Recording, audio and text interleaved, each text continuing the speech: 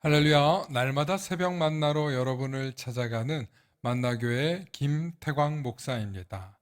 오늘도 하나님의 말씀을 통해서 하나님의 나라와 의를 구하며 이 세상을 아름답게 만들어 가시는 저와 여러분들 되시길 소망합니다. 오늘 우리에게 주시는 말씀은 창세기 1장 26절로부터 28절의 말씀입니다.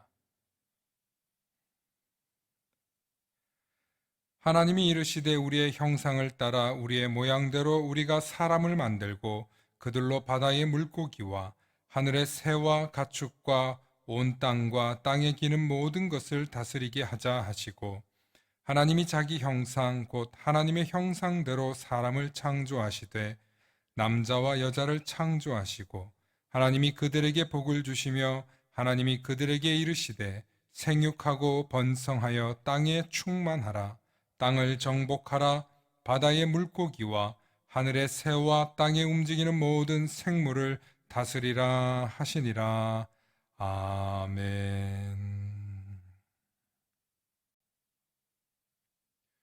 오늘은 유대인들은 왜 기부 문화를 선도할까라는 제목으로 말씀의 은혜 나누고자 합니다. 전 세계에서 가장 많은 기부를 하는 나라가 있다면 단연코 미국일 것입니다. 그런데 이 기부 문화를 이끌어가는 사람들이 있습니다. 미국은 기본적으로 유럽인들과 다인종, 다문화 국가입니다. 그 중에 이들을 리드하고 선도하는 민족이 있다고 합니다. 바로 유대인들입니다. 모든 유대인들이 그런 것은 아니지만 미국 사회의 최상류층을 리드하고 있고 또 많은 영향력을 미치고 있는 사람들이 유대인들이라고 합니다. 정치, 경제 모든 분야에서 압도적인 영향력을 끼치고 있는데요. 그들이 그런 영향력을 끼칠 수 있는 가장 큰 힘이 바로 기부 문화 때문입니다. 미국 정치인은 기본적으로 개인과 기업과 단체의 후원을 통해 활동하고 있습니다. 그래서 자신을 후원하는 사람들이 곧 지지자들이며 그들을 위해 더 건전하고 의미 있는 정치 활동을 펼쳐야 합니다. 그런데 그들에게 막대한 후원과 기부를 하는 사람들이 바로 유대인들입니다. 사회복지, 국제협력기구, 대학 등 다양한 영역에서 유대인들은 기부를 하고 있는데요. 끝없이 기부를 해도 그들의 돈이 끊어지지 않는 이유는 바로 그들이 미국 최고 기업의 수장이거나 부자들이기 때문에 그렇습니다. 미국 100대 부자를 뽑으면 약 30% 이상이 유대인들이라고 합니다. 그래서 미국은 이스라엘이라고 하는 아주 작은 나라도 절대로 함부로 대할 수 없습니다. 왜냐하면 이스라엘은 유대인들의 마음의 고향과도 같은 곳이기 때문에 그렇습니다. 미국 세계 최고의 부자들을 나열해 놓은 글들이 참 많이 있는데 그 중에 유대인들이 너무나 많은 숫자를 차지하고 있습니다. 미국의 최고의 기업가들 이름을 나열해 보면 대한민국의 젊은이들이 너무나도 잘 아는 사람들입니다. 빌 게이츠, 워런 버핏, 고 스티브 잡스, 마크 저커버그, 제프 베조스, 레디 앨리스, 마이클 블룸버그 등등 수많은 사람들이 미국 최고의 기업의 오너들인데 이 사람들이 바로 유대인들이라는 것입니다. 이들은 자신의 상당한 재산을 이미 기부했고 또 그들이 기부한 돈은 국제협력기구, 예를 들어 구호단체나 기아단체, 보건기구, 난민 등 상당한 곳에 엄청난 금액의 돈을 후원했습니다. 실제로 그들은 자금 세탁이나 부정적인 목적으로 돈을 기부하는 것이 아니라 정말 의미 있고 좋은 일, 사람을 살리는데 그 돈을 사용하고 있습니다. 수많은 난민들을 살렸고 굶어 죽어가는 기아들을 살렸고 또 질병 치료제를 개발하는데 천문학적인 돈을 내놓았습니다. 반가운 소식은 얼마 전 빌 게이츠가 2022년에는 코로나가 종식될 것이라는 전망을 내놓기도 했습니다. 그의 말 한마디를 우리가 함부로 평가할 수 없는 것은 그가 정말 많은 것을 예측하고 또 많은 것이 실제로 이루어졌기 때문입니다. 중요한 것은 그들이 살아서도 엄청난 재산을 기부하지만 자신들이 죽고 난 이후에도 전 재산을 대학이나 국제협력기구나 또 국가에 기부하여 이미 그런 기부의 서약을 했다는 것입니다. 도대체 유대인들은 왜 이렇게 기부를 하는 걸까요? 아니, 기부하지 않으면 몸에 좀이라도 쑤시는 걸까? 도대체 무슨 생각으로 그들이 엄청난 액수의 돈을 기부하는 것일까요? 그것은 구약의 전통인 토라의 핵심인 하나님의 형상, 즉 자신들이 하나님의 형상을 따라 이 세상을 다스리고 통치하는 권세를 위임받았다고 확신하기 때문입니다. 쉽게 말해 자신들이 이 세상을 번성하고 충만하고 정복하고 다스려야 하는 존재라는 것을 너무나도 잘 알고 있기 때문입니다. 창세기 1장에 나오는 말씀 가운데 하나님의 형상을 따라 사람을 창조하셨다고 말씀하셨습니다. 하나님의 형상이라는 말은 그 외모나 모양을 닮았다는 뜻이 결코 아닙니다. 하나님의 형상을 닮았다는 말씀의 핵심적 의미는 하나님의 통치적 권세를 우리 인간이 위임받아 이 세상을 다스리고 돌보는 책임이 있다는 뜻입니다.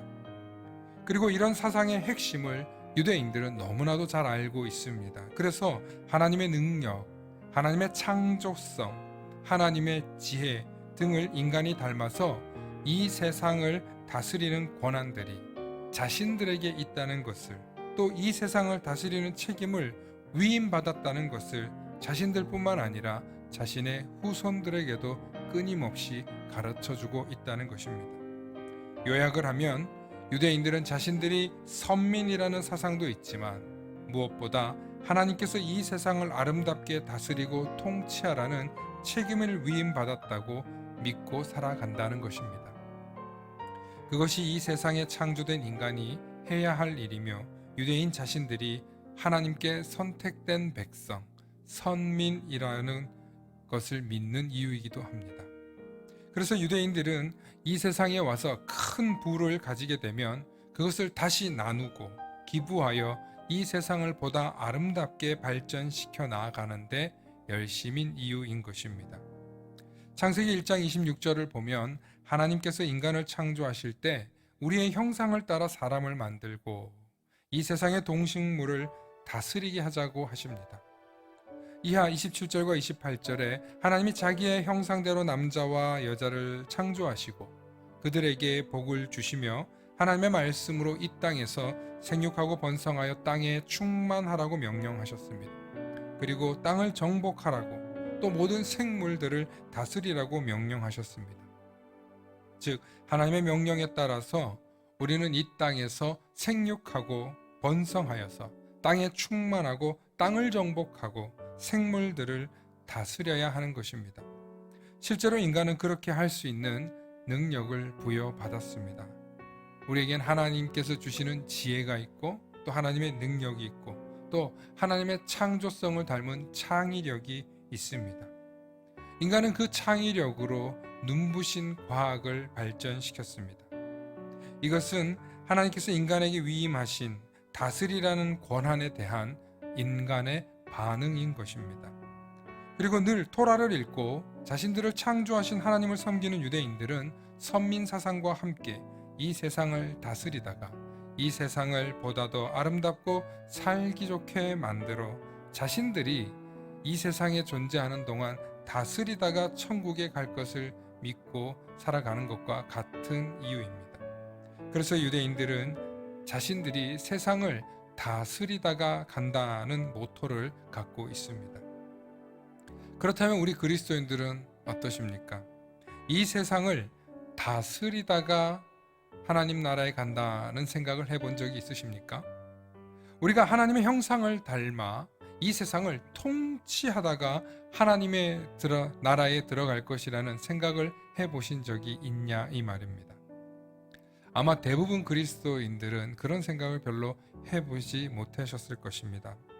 대부분의 성도들은 교리적인 신앙으로 살아왔을지도 모릅니다. 어쩌면 예수 그리스도의 명령이신 복음 전파에 대한 것만 들었는지도 모르겠습니다. 지금 한국 교회가 힘을 잃고 성장하지 못하는 가장 큰 원인 중에 하나가 저는 바로 그리스도인이 이러한 자기 정체성을 잘 모르고 있기 때문이라고 생각합니다. 성도님들이 교회에 나와서 말씀을 들어도 감흥이 없는 이유도 여러분들이 세상을 다스리는 존재가 아니라 세상을 섬기기만 하다가 가는 존재라고 생각하고 있기 때문은 아닐까요? 이제 입장을 좀 바꿔놓고 생각해 봤으면 좋겠습니다.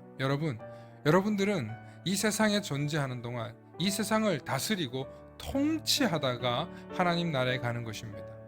어떠세요? 여러분들이 세상을 어떻게 살아야 할지 좀 생각이 달라지십니까?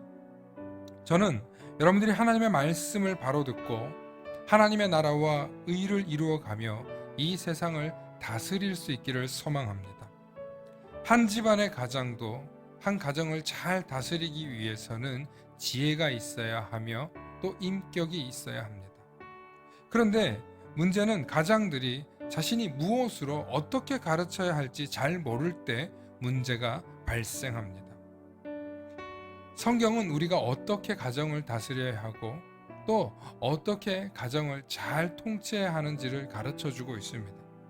그러므로 우리는 하나님의 말씀을 잘 들어야 합니다. 그래서 내 삶과 가정에 적용해야 합니다.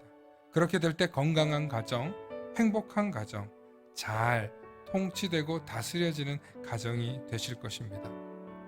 가정뿐만 아니라 내가 섬기는 교회, 내가 다니는 일터, 또 회사에서도 말씀을 통해 잘 다스리는 저와 여러분들이 되실 것입니다. 오늘 유대인들이 왜 기부 문화를 선도하는지 한번 생각해 보시면서 저와 여러분들도 이 세상을 잘 다스리고 통치할 줄 아는 그런 그리스도인들 되시길 소망합니다. 샬롬. 이 시간 우리 함께 기도하시겠습니다. 사랑의 아버지 하나님, 고맙고 감사합니다. 하나님, 우리에게 하나님의 형상을 닮아 우리가 이 세상을 다스리고 통치할 것을 위임하셨다는 말씀을 오늘 깨닫습니다. 하나님, 하나님의 형상을 닮은 우리가 통치할 것만 위임받은 것이 아니라 통치할 수 있는 지혜와 권능과 또 창의력과 능력도 부여받았음을 잊지 않게 해주시고 내 삶을 잘 다스리고 내 삶도 잘 통치하고 또 내가 이 세상을 살면서도 이 세상을 다스리고 통치하다가 하나님께 부름받는 존재라는 사실을 잊지 않게 하여 주시옵소서. 우리의 신앙생활 가운데 정말 하나님께서 주시는 지혜의 말씀을 붙잡고 그 말씀을 통해 이 세상을 아름답고 멋지게 다스리다가 주님이 부르시는 그날에 불려져 가는 우리 모든 성도님들 다 될 수 있도록 축복하여 주시옵소서. 지혜와 명철을 더해 주시고 건강과 능력을 부어 주시옵소서. 감사드리며 우리 주 예수 그리스도의 이름 받들어 간절히 기도 올리옵나이다. 아멘.